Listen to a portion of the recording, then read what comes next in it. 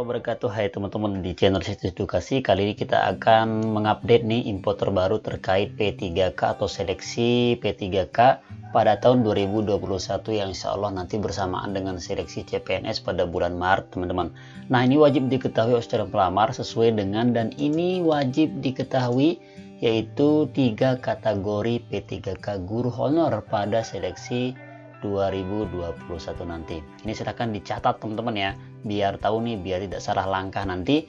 Dan ini info yang kami rangkum dari Kemendikbud sesuai dengan hasil atau verifikasi terkait pengumuman seleksi P3K dalam virtual beberapa minggu yang lalu.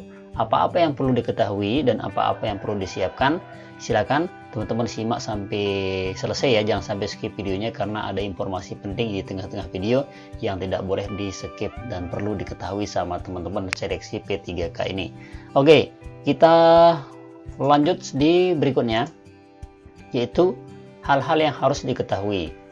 Pertama, yaitu pendaftaran P3K terdiri dari 3 kategori nih teman-teman ya.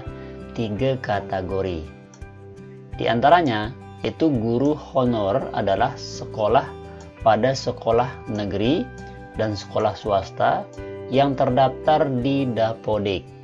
Nah, jadi intinya adalah teman-teman baik itu sekolah ngajarnya di negeri, di swasta, tapi dia sudah terdaftar atau masuk dalam database Dapodik. Nah, itu bisa mendaftar.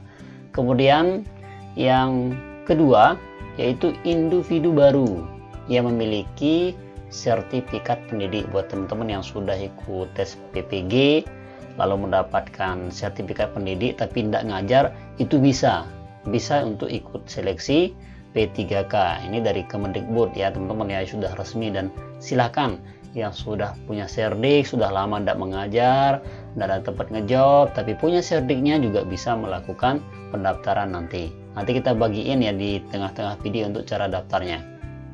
Kemudian yang ketiga yaitu guru honor K2. Nah, teman-teman yang sudah mendapatkan SK di SSCN atau di BKN yang masuk dalam kategori 2 atau K3 itu bisa melakukan pendaftaran untuk P3K tahun 2021 ini. Yang sudah lama ngabdi ya bisa untuk meningkatkan profesi atau meningkatkan penghasilannya dengan seleksi P3K. Nah, ini sama gajinya sama PNS teman-teman ya, cuma ada perbedaan seperti tidak ada gaji pensiun, itu aja bedanya dari P3K sama PNS. Nah, kemudian yang kedua, kita lanjut ke poin yang kedua, yaitu bahwa materi ujian P3K itu ada 4 ya, ini harus dikuasai sama teman-teman ya. Kalau yang CPNS itu kan ada 2 nih, ada SKD sama SKB. Nah, SKD sama SKB itu harus dikuasai. Nah, kalau P3K ini ada 4. Pertama, manajerial. Kedua, sosiokultural. Ketiga, teknis atau pedagogik. Nah, lalu wawancara. Bang, apa sih bedanya yang teknis sama pedagogik ya? Ini jarang diketahui sama teman-teman. Bedanya pedagogik sama teknis, nanti kan yang daftar itu di sini ada juga yang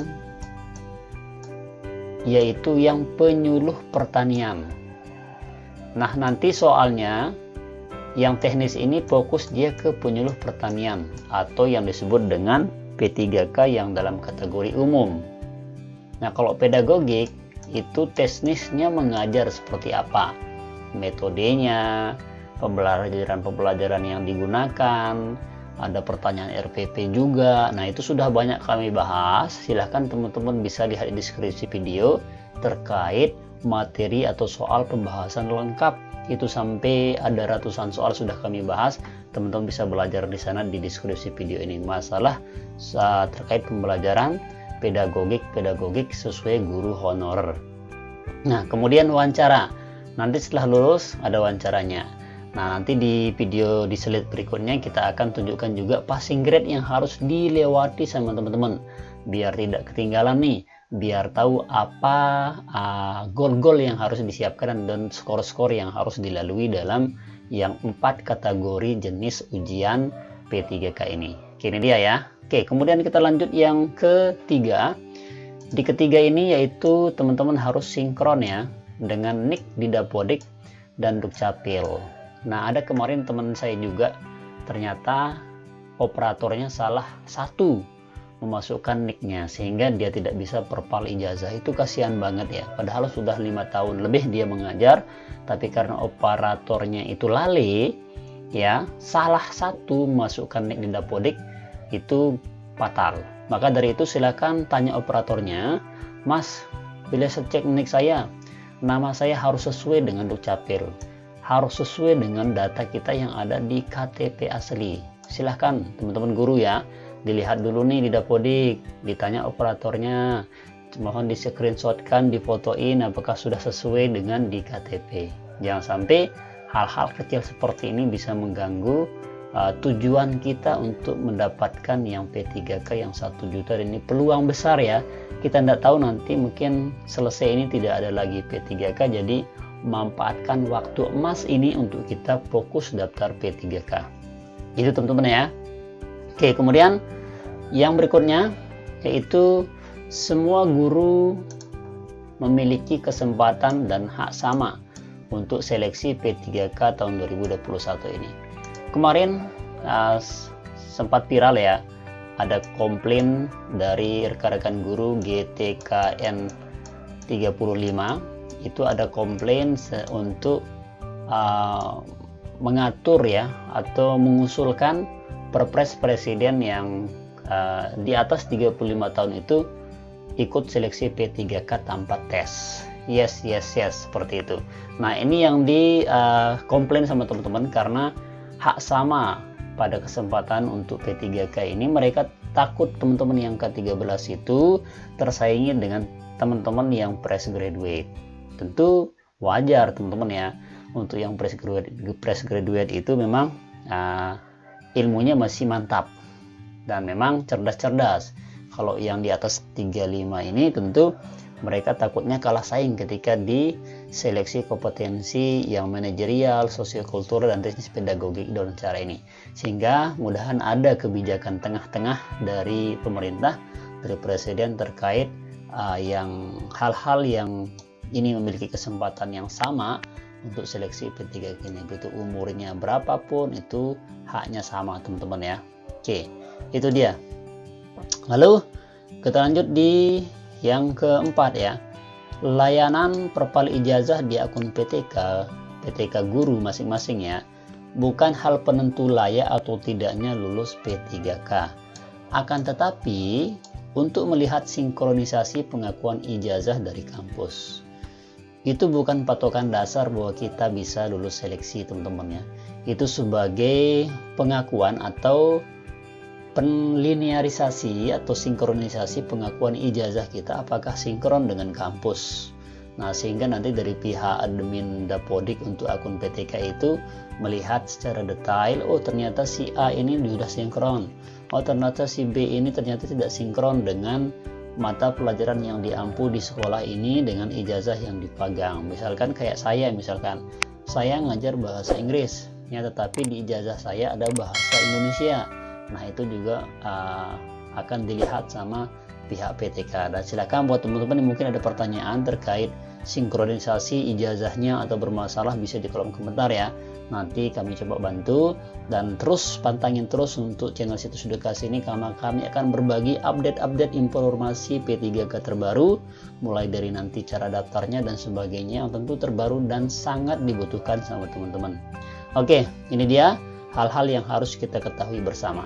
Kemudian next kita lanjut di slide berikutnya, yaitu tentang Q&A ya.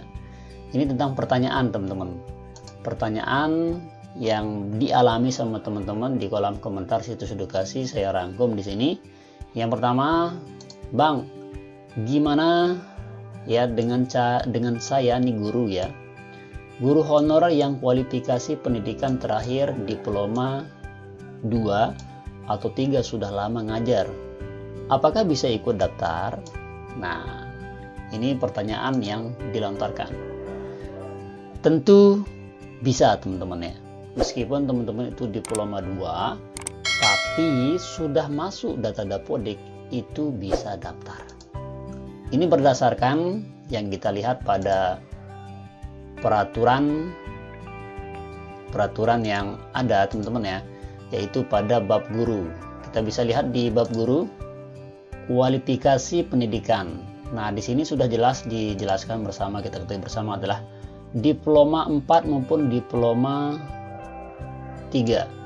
Nah, sesuai dengan akademis kompetensinya. Misalkan dia diploma 2 nih, dia jurusannya kayak sejarah, tapi di sekolah dia ngajar sejarah, maka itu sudah bisa ikut dalam kategori seleksi P3K. Nah, teman-teman jangan khawatir ya, meskipun diploma 2, diploma 3, belum S1, sudah lama mengajar, masuk di Dapodik, itu bisa juga ikut seleksi P3K ini. Oke, kemudian pertanyaan yang kedua, yaitu apakah syarat mendaftar P3K wajib memiliki NUPTK? Teman-teman, saya jawab ya, tidak wajib. Teman-teman punya NUPTK dan yang punya NUPTK itu sama haknya, ya, sama haknya. Karena NUPTK ini bukan menjadi syarat utama untuk ikut atau daftar P3K, teman-teman. Jadi tidak perlu punya NUPTK. Yang penting teman-teman itu sudah terdaftar atau terdata dalam Dapodik, dan itu pastikan tanyakan kepada operator. Setelah itu baru segera perpal ijazahnya. Kalau salah silahkan perpal lagi biar dia sinkron dengan jurusan yang teman-teman pegang. Oke, ini dia untuk Q&A-nya. Next, kita lanjut di pertanyaan yang sering dialami sama teman-teman, yaitu, Mas, apakah untuk daftar P3K harus linear dengan jurusan dan mapel yang kita ajarkan? Nah, ini juga menjadi kendala teman-teman ya. Jangan khawatir ya.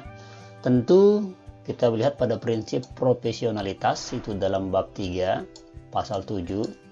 Profesi guru dan profesi dosen merupakan bidang pekerjaan khusus yang dilaksanakan berdasarkan prinsip sebagai berikut.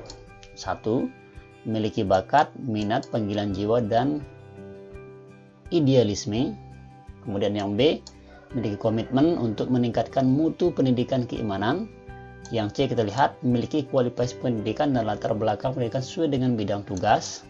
Lalu memiliki kompetensi yang diperlukan sesuai dengan bidang tugas. Ini artinya tentu nanti ketika seleksi P3K itu harus sesuai dengan yang ada di ijazah dan yang kita ajarkan. Paham ya? Nah, itu artinya teman-teman. Jadi kalau misalkan di ijazahnya matematika, kemudian ngajarnya di guru honorer, ngajarnya matematika.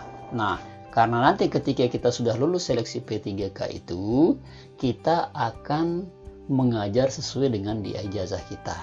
Dan itu tentu harus 24 jam teman-teman ya.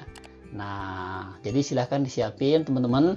Kalau misalkan ngajarnya di SMP kemudian tidak sinkron dengan ijazahnya, silahkan minta saja sama operatornya untuk disinkronkan dengan mata pelajarannya. Minimal ada 1 jam atau 2 jam saja yang sinkron sesuai dengan mata pelajaran yang teman-teman ampu dan ijazah yang sinkron dengan mapel yang diajarkan. Oke, ini dia ya untuk Q&A terkait kendala-kendala teman-teman. Dan silakan mungkin ada pertanyaan juga bisa di kolom komentar. Nanti kami langsung jawab di komentar teman-teman ya terkait kendala atau hal-hal yang mungkin membuat teman masih bingung nih terkait seleksi P3K ini. Oke, kemudian kita next di cara daftar P3K. Nah, di sini teman-teman untuk pendaftaran disiapin ya, ada dokumen-dokumen yang perlu disiapkan. Kemudian nanti untuk persiapannya tentu harus kita sudah ready. Jangan ketika hari H kita lagi sibuk-sibuk nih komport-komport dari PDF ke Word dan sebagainya. Disiapin aja dari sekarang. Apa-apa itu kita lihat. Nah, pertama di sini kita masuk di akun SSP3K BKN Go ID. Nah, nanti kan kita buat akunnya ini di portal ya, di portal SSCN BKN. Setelah itu kita pilih menu yang ini, ada menu khususnya untuk P3K nanti. Kalau teman-teman daftar CPNS masuk di sini saja. Lalu di sini ada pilihannya yaitu CPNS, lalu pilihan kedua ada P3K. Pilih aja P3K. Nanti kita praktikin ya ketika sudah buka pada bulan Maret nanti. Nah, sehingga pantangin terus untuk channel ini biar teman-teman tidak ketinggalan cara daftar P3K untuk tutorial dan praktiknya langsung. Lalu yang ketiga, lakukan registrasi dan isi data yang diperlukan. Disiapkan ya. Pertama, nomor peserta ujian K2 buat teman-teman yang memiliki kualifikasi yang ada database-nya di BKN yang kedua.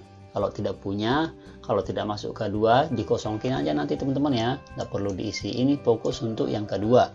Kemudian tanggal lahir harus sesuai dengan data Dapodik atau NIK. Lalu NIK, nomor kakak dan NIK kepada keluarga itu harus diisi, disiapin ya. Silakan di copy aja banyak-banyak kartu keluarganya biar nanti tidak mencari teman-teman. Lalu alamat email yang aktif, kata sandi dan password.